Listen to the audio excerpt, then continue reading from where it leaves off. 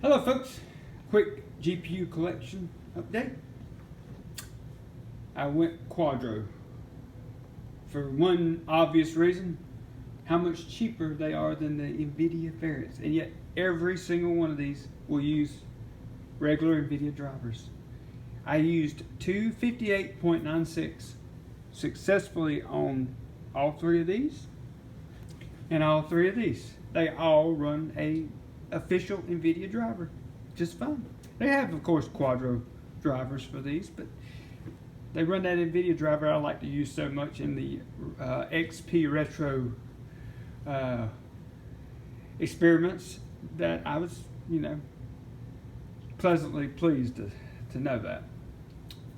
But anyway, I'll go over all six of them and tell you the closest that they're related to their Geforce variant.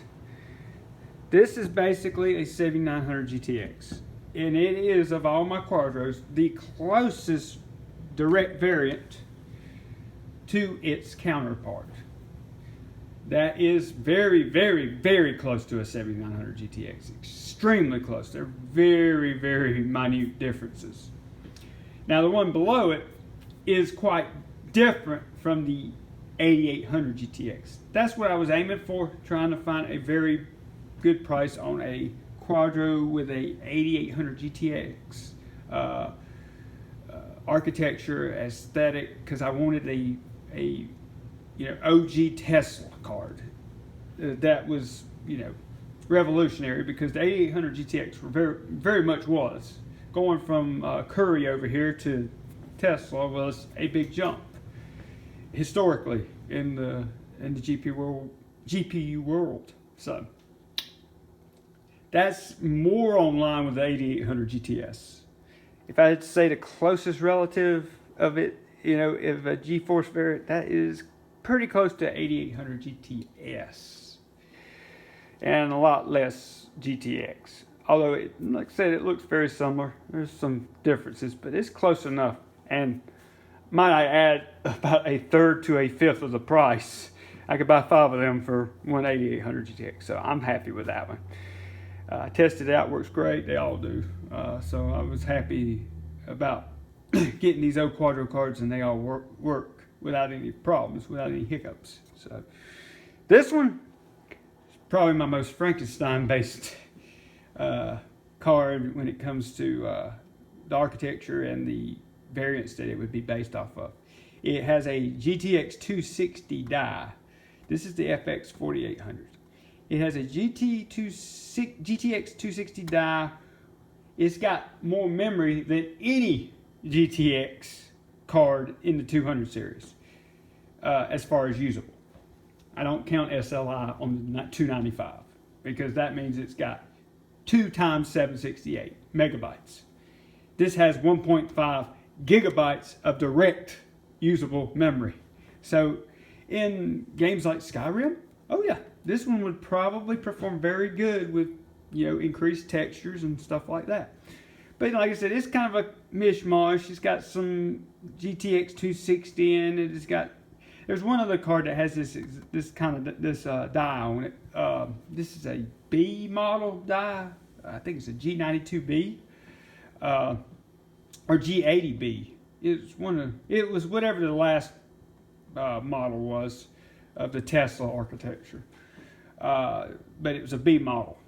So again, I got it. All these cards, the great thing about it is 20 to 25. I got this one for 20. Got this one for 18 to 20. They all run roughly around 20 bucks. So to be that close to whatever their Geforce variant is, and be that cheap compared to their Geforce variant, I went that route, because I was able to get all three of them for probably one of those other cards in good working condition. And these all work great, so I was happy there. This is all my Currie lineup right here. This is all based off of the architecture before Tesla. I put that there. That's mine. I printed out a NVIDIA Mermaid and stuck it here beside my quadro on the shroud. These both are based off of the 6800 GT. The die is 6800 GT through and through. They're very similar. There is an interesting difference in the two. This is the 3400. This is the 3450. Now, the odd thing is this one actually is a little faster than that one. And they're both based off of the 6800 GT. This one still goes for a third of the price of that one. Yet that one's a better card. It's interesting. I find that very interesting. But in the world of eBay, stuff like that happens. So I'm not surprised at the same time. My final card is the most common. You can buy these for $10, $12 all day long. This is based off of a 7900 GS. This is the FX 3500. Very common. I see them. I've got two of these because I use one to, test stuff on Windows XP. See what feature sets the card has that might be interesting. Some of these cards have some interesting feature sets. I use, for the record, driver 258.96 on all of these. It works on all of them. That's an NVidia Geforce driver that works great. Stalls no fuss, no nothing on all 6 of these cards. So that's what I go with. It's nice to have a common ground with all 6 to, test them out, make sure that they work. And they all do, so I'm happy about that. Anyway, getting back to this. Some of these cards, this one's the one I tested most recently. And also this one, but I tested this one. Certain Tesla cards have more scaling features. They're very indirect. You have to have a certain combination on your monitor, your DVI, possibly even which port you choose. But if you put it in the right port, which I found seems to be the first port, if you put a DVI to the first port onto a computer monitor, and you go into that resizing desktop, you go in there and check resize desktop, and then you can go into your change resolution settings. Like for instance, I did 1280 by 1024 so I could get the 5:4 aspect ratio to test older games. And I found that there is a setting that you can let. Once you go to that setting and change it to 1280 by 1024, you can then go into your resize desktop and it will give you some scaling options. And you check one of them and boom, 1280 by 1024 it is. I tested some games that run on a 5:4 or 4:3 aspect ratio, and sure enough, they crop perfectly fine.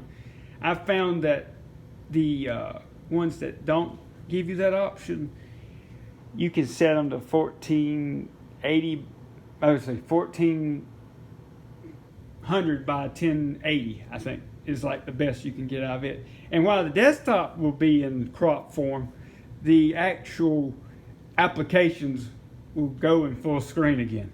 So I definitely like that some of these cards can take advantage of that full aspect ratio correcting features. Again, some of them do and some of them don't, which is I find interesting. It could be what monitor I tested them on, what DVI port I used, but I'm finding that some of them actually give me full aspect changing options. It's not as simple as like terascale cards on ATI cards. They're really direct. If you go past driver Callus 8.1, I think is the first terascale driver where you can you got instant. You click the dot, aspect correcting, and it just works. I think that was the first driver they came out with that had that option, automatically enabled, and it works. The older ones before it, I found I could not get that feature to work, but the ones from it on seem to work great. And I'm talking on the perspective of running, all these cards that I'm mentioning on Windows XP. And that's what I use these classic cards to test on. I test them on a Windows XP system because that's what they're best suited for. All these cards are scaled from more high-powered XP machine, maybe not the best high-powered XP machine, but something that would be good upper mid-range. Let's just say that. And then you can go back to your cards like this, and this would be more for just error-appropriate, mid-range, error-appropriate Windows XP machine. But anyway, this is Matt signing off. I just figured I'd share my Quaddro Tesla and Currie collection. And have a good day.